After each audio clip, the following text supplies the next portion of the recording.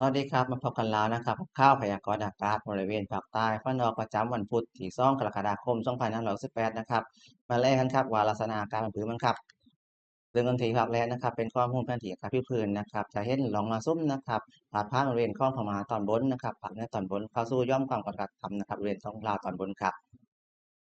มาเลยเมฆกันบ้างครับเมฆนะครับจะเห็นว่าปกคลุมค่อนข้างจะเยอะนะครับทางทะเลอันดามันครับภาคใต้และก็อ่าวไทยครับ ครับมาเลเรียด้านสุราษฎร์ธานีเวลาล่าสุดนะครับจะเห็นกลุ่มฝนนะครับเป็นมาถึงปานกลางนะครับปกคลุมบริเวณท้องทะเลอันดามันครับระนองพังงาภูเก็ตแล้วก็กระบี่นะครับก็ชายฝั่งกล้องตรังนะครับมีแนวโน้มเกินตัวไปทางทิศตะวันออกครับ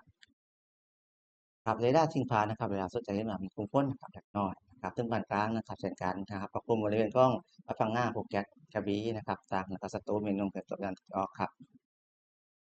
ครับแรกอุณหภูมิกันบ้างครับอุณหภูมิสูงสุดเมื่อวานนี้วัดได้ที่37.4 องศาเซลเซียสนะครับที่อำเภอเมืองจังหวัดพัทลุงครับส่วนอุณหภูมิต่ำสุดนะครับวัดได้ที่22.8 องศาเซลเซียสที่อำเภอเมืองจังหวัดเพชรบุรีครับ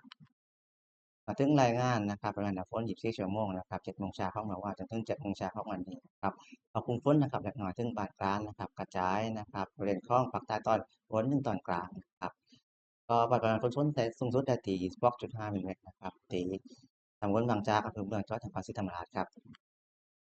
มาถึงพยากรณ์อากาศภาคใต้ภาคเหนือกันบ้างครับวันนี้นะครับยังคงมีฝนนะครับจะเป็นฝนบางพื้นที่นะครับอยู่ที่40%ของพื้นที่นะครับตั้งแต่เพชรบุรีถึง3จังหวัดครับ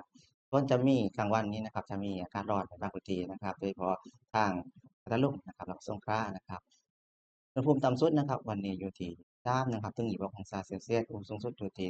30ถึง35องศาเซลเซียสครับยังไงนะครับขอฝากพี่น้องทุกท่านนะครับในช่วงบ่ายเราจะมีฝนฟ้าคะนองได้ให้พี่น้องระวังฝนตกหนักกับลมกระโชกแรงนะครับ ครับคือล่มนะครับเป็นล่มนะครับตอนพักเชียงใต้ความเร็วลมอยู่ที่15ถึง35กิโลเมตรต่อชั่วโมงนะครับทางฝั่งนะครับทะเลคือสูง1-2เมตรบริเวณชายฝั่งระนองก็แบบหากว่า2เมตรได้นะครับให้พี่น้องชาวเรือนะครับให้เรือเดินเรือบริเวณชายฝั่งระนองด้วยครับ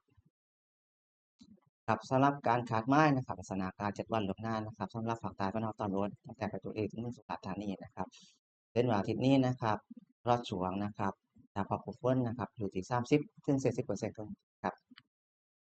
ครับภาคใต้ตอนล่างนะครับตั้งแต่นครศรีธรรมราชลงมาจนถึง3 จังหวัดนะครับเป็นแบบฝนนะครับกระจายอยู่ที่30-40%ของพื้นที่เช่นกันครับสำหรับวันนี้นะครับก็จบรายงานข่าวพยากรณ์อากาศเพียงแค่นี้ครับอย่าลืมกดไลค์นะครับกดแชร์นะครับซุ้นเพจซุ้นอุตุนิยมภาคใต้บ้านเรากันครับสำหรับวันนี้ก็ลาตัวไปก่อนครับขอบคุณมากครับเช้าสวัสดีครับอุตุนิยมวิทยายุคใหม่แจ้งข่าวฉับไวใส่ใจปวงชน